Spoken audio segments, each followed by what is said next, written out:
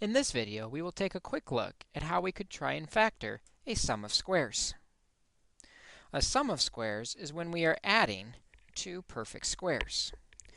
This is different than a difference of squares, which factors to the sum and difference of the square roots.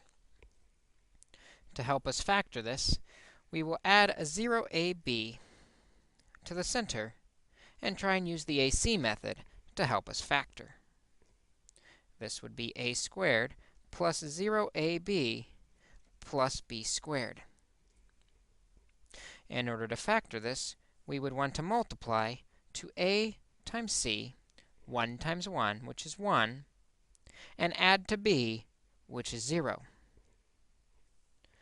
Notice the only way to do this would be to multiply 1 times 1, which would not add to 0. There is no combination of numbers that will work as we try and factor the a squared plus b squared.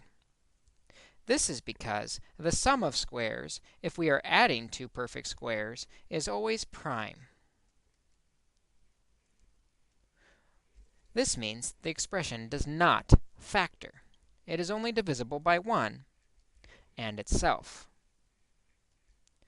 This means if we look at the expression x squared plus 9, and notice we're adding two perfect squares, we know right away that the expression will be prime and cannot factor.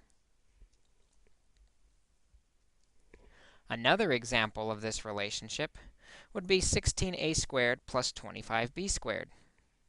Again, we are adding two perfect squares.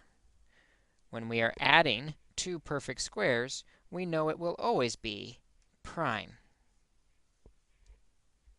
It is important to remember that while a difference of squares, when you're subtracting, will always factor to a sum and difference of the square roots, a sum of squares, where we're adding, is always prime.